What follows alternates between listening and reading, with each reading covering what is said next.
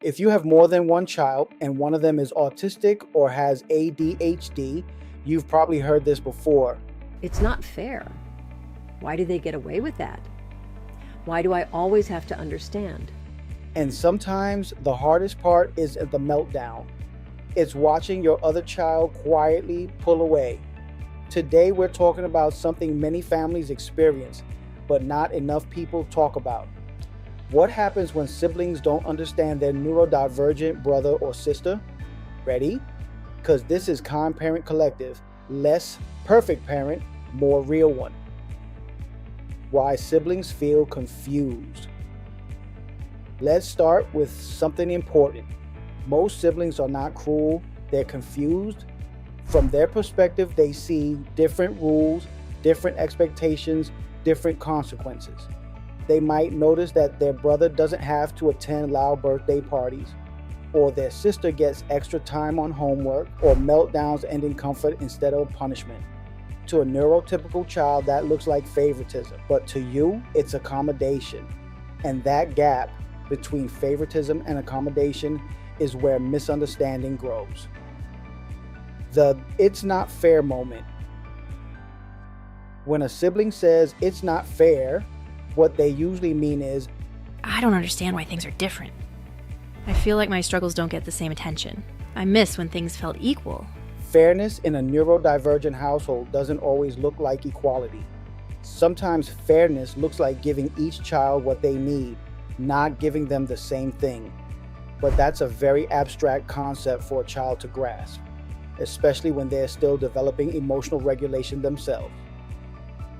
The hidden emotional load on siblings. Here's something that many parents don't realize. Some siblings of autistic or ADHD children mature very quickly.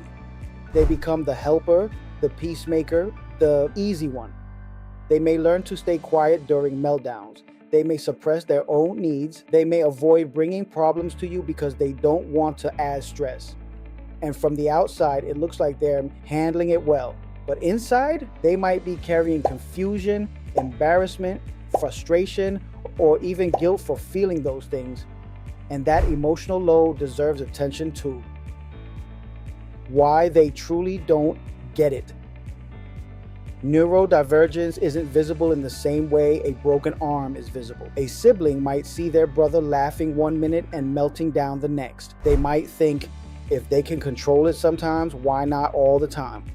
They don't yet understand sensory overload, executive dysfunction, emotional dysregulation, masking, neurological overwhelm. Without explanation, behavior feels intentional.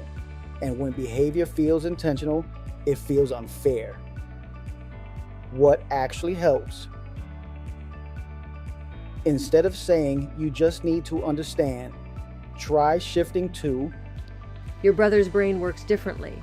Some things feel bigger or louder for him than they do for you.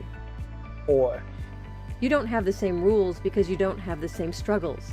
use age-appropriate language. You're not excusing behavior, you're explaining neurology. And equally important, make space for their feelings. You can say, it makes sense that you feel frustrated. You're allowed to feel upset. You're not a bad sibling for feeling that way. Validation reduces resentment. Silencing it increases it.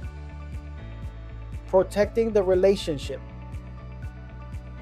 Sibling relationships don't thrive on forced gratitude. They grow through understanding, boundaries, and connection. Here are some quiet ways to protect that bond. Spend individual time with each child.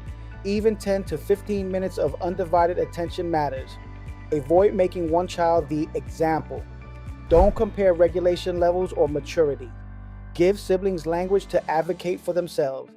Let them know their needs matter just as much, because they do. Releasing parental guilt. Many parents carry this heavy fear, what if my other child grows up resentful? But here's the truth, resentment doesn't grow from having a neurodivergent sibling.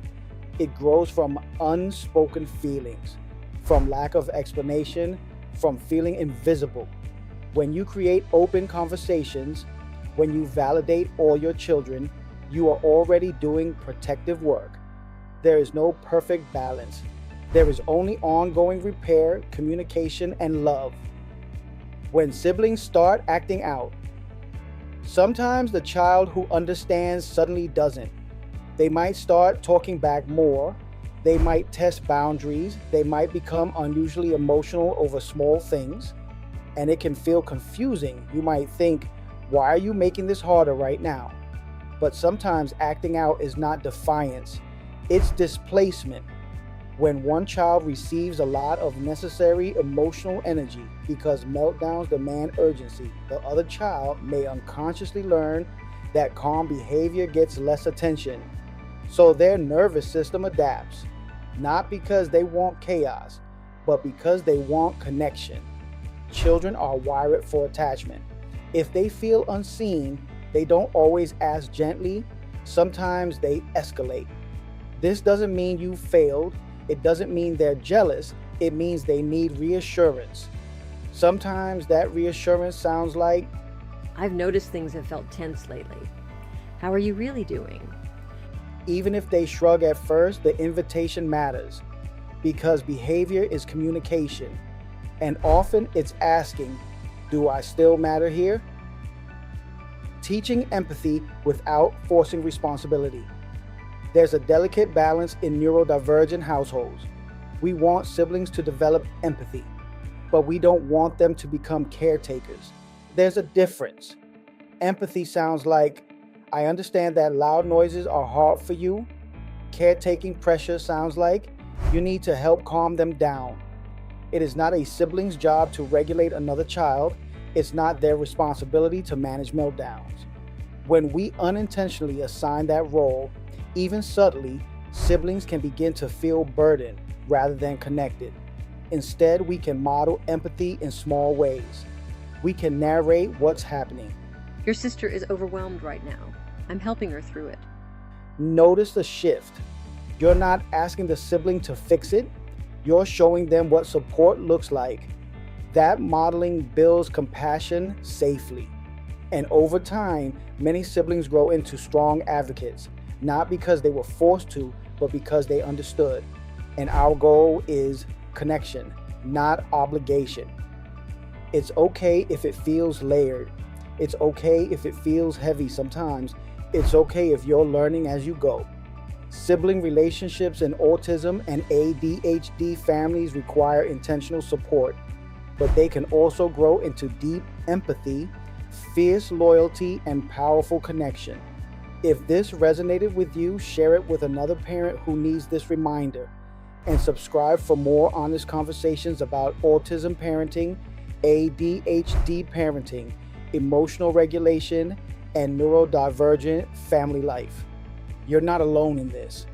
And if today was rough, you still did enough. Catch you on the next one.